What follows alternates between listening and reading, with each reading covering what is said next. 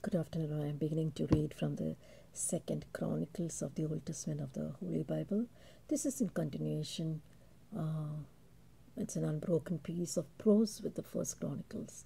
The chronicler continues to emphasize the idea that nothing is more important to the Jews returning to Israel from the 6th century BC Babylonian exile than maintaining a right relationship with God.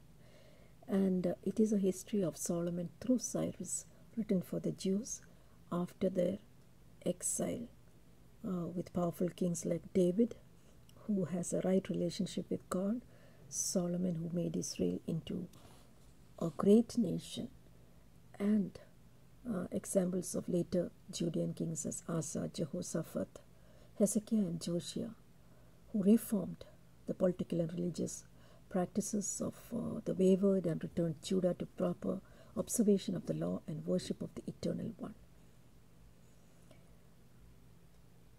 As the Jews now begin the arduous work of returning Jerusalem to her glory, they must remember the king's stories and adopt the zeal for right worship and practice. So they too will also have to, the remaining Jews will have to stomp out their pagan ideas, those the people picked up from the captives in Babylon as Jerusalem is rebuilt. And if these Jews can see God's will as they rebuild Israel and the temple, the chronicler tells them God will bring glory to his name through his people and his nation once again. So here we are, beginning with the second Chronicles of the Old Testament of the Holy Bible, beginning with chapter 1. And Solomon the son of David was strengthened in his kingdom, and the Lord his God was with him, and magnified him exceedingly. Then Solomon spake unto all Israel, to the captains of thousands and hundreds, and to judges, and to every governor in Israel, the chief of the fathers. So Solomon and all the congregation with him went to the high place that was at Gibeon, for there was the tabernacle of the congregation of God, which Moses, his servant of the Lord, had made in the wilderness. But the ark of God had David brought up from Kirjath Jearim to the place which David had prepared for it, for he had pitched a tent over it at Jerusalem. Moreover, the brazen altar, the Bezaleel, the son of Uri, the son of Hur, had made, he put before the tabernacle of the Lord, and Solomon and the congregation sought unto it. And Solomon went thither to the brazen altar before the Lord, which was at the tabernacle of the congregation, and offered 1,000 burnt offerings upon it. In that night did God appear unto Solomon, and said unto him, Ask, what shall I give thee? And Solomon said unto God, Thou hast showed great mercy unto David my father, and hast made me reign in his stead. Now, O Lord God, let thy promise unto David my father be established. For thou hast made me king over a people like the dust of the earth in multitude. Give me now wisdom and knowledge, that I may go out and come in before this people. For who can judge this thy people that is so great? And God said to Solomon, Because this was in thy heart, thou hast not asked for wisdom, riches, wealth, or honor, nor for the life of thine enemies. Neither hast asked for long life, but thou hast asked wisdom and knowledge for thyself, that thou mayest judge my people, over whom I have made thee king. Wisdom and knowledge is granted unto thee, and I will give thee riches, wealth, and honor, such as none of the kings have heard that have been before thee, neither shall there any after thee have the like.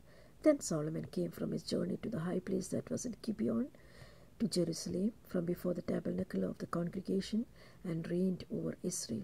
And Solomon gathered chariots and horsemen, and he had 1,400 chariots and 12,000 horsemen, which he placed in the chariot cities, and with the kings at Jerusalem. And the king made silver and gold Jerusalem as plenteous as the stones, and cedar trees made he as sycamore trees that are in the vale for abundance.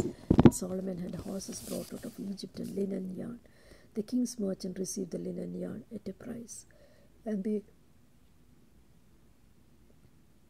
fetched up and brought forth out of Egypt a chariot for 600 shekels of silver, a horse for 150, and they out horses for all the kings of the Hittites and for the kings of Syria by their means. Chapter 2. And Solomon determined to build a house for the name of the Lord, and a house for his kingdom. And he built And he told 70,000 men to bear burdens, and 70,000 to hew in the mountain, and 3,600 to oversee them. And Solomon sent to Huram the king of Tyre, saying, As thou didst deal with David my father, and didst send him cedars to build him a house to dwell therein, even so deal with me. Behold, I will build a house to the name of the Lord my God, to dedicate it to him, and to burn before him sweet incense, and for continual shewbread, and for the burnt offerings morning and evening, on the Sabbaths and the new moons, and on the solemn feast to the Lord our God. This is an ordinance forever to Israel. And the house which I build is great, for great is our God above all gods. But who is able to build him a house, seeing the heaven of heavens cannot contain him? Who am I then that I should build him a house, save only to burn sacrifice before him? Send me now, therefore, a man cunning to work in gold and silver and in brass, in iron and in purple and crimson and blue, and that can skill to grave with cunning men that are with me in Judah and in Jerusalem, whom David my father did provide. Chapter 8. Send me also cedar trees, fir trees, algum trees out of Lebanon, for I know that thy servants can skill to cut timber in Lebanon. And behold, my servant shall be with thy servants. Even to prepare timber in abundance, for the house which I am about to build shall be wonderful great. And behold, I will give to thy servants and hewers that cut timber 20,000 measures of beaten wheat, 20,000 measures of barley, and 20,000 baths of wine, 20,000 baths of oil. Then Huram the king of Tyre answered in writing, which he sent to Solomon, Because the Lord has loved his people, he has made thee king over them. And Huram said, Moreover, Blessed be the Lord God of Israel, that has made heaven and earth, who has given to David the king a wise son, endued with prudence and understanding, that I might build a house for the Lord, and a house for his kingdom.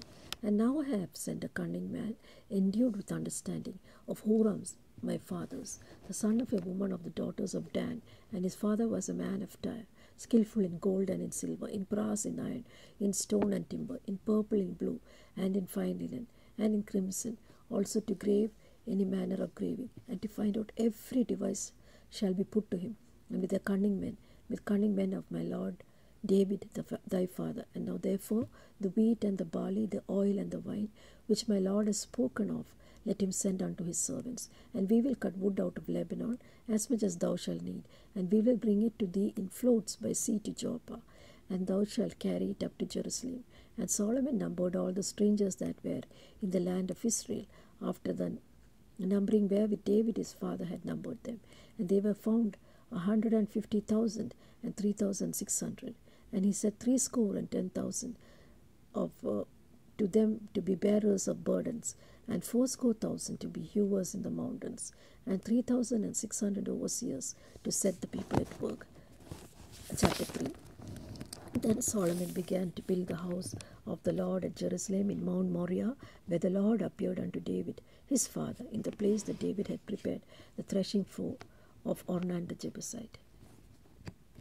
Now he began to build in the 2nd day of the 2nd month, in the 4th year of his reign. Now these are the things wherein Solomon was instructed for building the house of God. The length of the cubits by measure was 60 cubits, and the breadth 20 cubits. And the porch that was in the front of the house, the length of it was according to the breadth of the house, 20 cubits, and the height was 120. And he overlaid it with pure gold. And the greater house is sealed with fir tree, and he overlaid with fine gold, and set thereon palm trees and chains. And he garnished the house with precious stones for beauty, and the gold was gold of Parvaim. And he overlaid the house and the beams and the posts and the walls thereof, the doors thereof, with gold, graved cherubims on the walls. And he made the most holy house, the length whereof was according to the breadth of the house, 20 cubits, and the breadth thereof 20 cubits. And he overlaid it with fine gold, amounting to 600 talents. And the weight of the nails was 50 shekels of gold. And he overlaid the upper chambers with gold.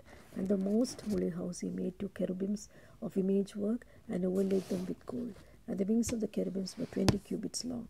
One wing of the cherub was 5 cubits, reaching to the wall of the house, and the other wing was likewise 5 cubits, reaching the wing of the other cubits. And one wing of the cubit was 5 cubits, reaching to the wall of the house, and the other wing was also 5 cubits, joining to the wing of the other cherub.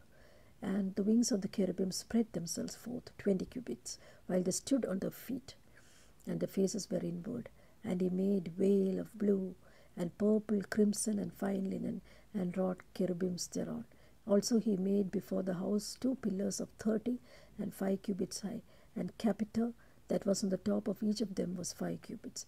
And he made chains as in the oracle, and put them on the heads of the pillars, and made 100 pomegranates, and put them on chains. And as he reared up the pillars before the temple, one on the right hand and the other on the left, and called the name of that on the right hand Jachin, and the name on the left hand Boaz. Chapter 4. Moreover, he made an altar of brass, 20 cubits the length thereof, and 20 cubits the breadth thereof, and 10 cubits the height thereof. And he made a molten sea of 10 cubits from brim to brim, round in compass, 5 cubits in height thereof, and a line of 30 cubits did compass it round about. And under it was a similitude of oxen, which did compass it round about, 10 in a cubit, compassing the sea round about. 2 rows of oxen were cast. When it was cast, it stood upon 12 oxen, 3 looking toward the north, 3 looking toward the west, 3 looking toward the south, 3 looking toward the east, and the sea was set above upon them, and all their hinder parts were inward. And the thickness of it was a handbreadth, and the brim of it like the work of a brim of a cup, with flowers of lilies, and it received and held 3,000 pots. He made also 10 lavers, and put 5 on the right hand, and 5 on the left, to wash in them such things as they offered for grain offering. They washed in them, but the sea was for the priest to wash in. And he made 10 candlesticks of gold according to their form, and set them in the temple, 5 on the right hand, 5 on the left. He made also 10 tables, and placed them in the temple, 5 on the right hand and 5 on the left. And he made 100 basins of gold. Furthermore, he made the court of the priests, and the great court, and the doors of the court, and overlaid the doors of them with brass. And he set the sea on the right hand of the east end, over against the south. And Huram made the pots and the shovels and the basin. And Huram finished the work that he was to make for King Solomon for the house of God, to wit, the 2 pillars and the pommels, and the capiters which were on the top of the 2 pillars, and the 2 reeds to cover the 2 pommels of the capiters that were on the top of the pillars, and 400 pomegranates on the 2 reeds, 2 rows of pomegranates on each wreath, to cover the 2 pommels of the capiters that were on the pillars. He also made bases and lavers, made he upon bases, 1 sea and 12 oxen upon it. The pots also and the shovels and the flesh hooks and all their instruments did Huram his father make to the king of Solomon to the house of the Lord of bright brass. In the plain of Jordan did the king cast them, in the clay between Succoth and Seradatta. Thus Solomon made all these vessels in great abundance, for the weight of the brass could not be found out. And Solomon made all the vessels that were for the house of God, the golden altar also, and the tables whereupon was the shewbread was set. Moreover, the candlesticks with their lamps, that they should burn before the oracle of pure gold, and the flowers and the lamps and the tongs made he of gold, and that perfect gold, and the snuffers and the basins and the spoons and the censers of pure gold, and the entry of the house, the inner doors thereof, for the most place, holy place, and the doors of the house of the temple were of gold. Chapter 5. Thus all the work that Solomon made for the house of the Lord was finished. And Solomon brought in all the things that David his father had dedicated, the silver, the gold, the instruments he put for the treasures of the house of God. Then Solomon assembled the elders of Israel and all the heads of the tribes, the chief of the fathers of the children of Israel, unto Jerusalem to bring up the ark of the covenant of the Lord out of the city of David, which is Zion, whereof all the men of Israel assembled themselves unto the king in the feast which was in the 7th month. And all the elders of Israel came, and the Levites took up the ark, and brought up the ark, and the tabernacle of the congregation, and all the holy vessels that were in the tabernacle. These did the priests and the Levites bring up. Also King Solomon and all the congregation of Israel that were assembled unto him before the ark sacrificed sheep and oxen, which could not be told nor numbered for multitude. And the priests brought in the ark of the covenant of the Lord unto his place, to the oracle of the house, into the most holy place, even unto under the wings of the cherubims. For the cherubims spread forth their wings over the place of the ark, and the cherubims covered the ark and the staves thereof above. And they drew out the staves of the ark. The ends of the staves were seen from the ark before the oracle, and they were not seen without. And there it is unto this day. There was nothing in the ark, save the 2 tables which Moses put therein at Horeb, where the Lord made a covenant with the children of Israel when they came out of Egypt. And it came to pass, when the priests that were come out of the holy place, for all the priests that were present were sanctified, and did not then wait by course. Also the Levites, which were all singers, all of them, Asaph, Heman, Jeduthun, with their songs and their brethren, being arrayed in white linen, having cymbals and psalteries and harps, stood at the east side of the altar, and with them 120 priests sounding with trumpets.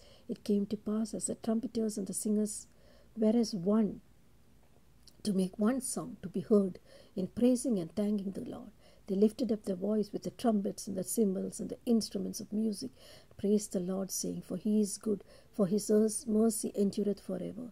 Then the house was filled with a cloud, even the house of the Lord, so that the priests could not stand to minister by reason of the cloud, for the glory of the Lord had filled the house of the Lord.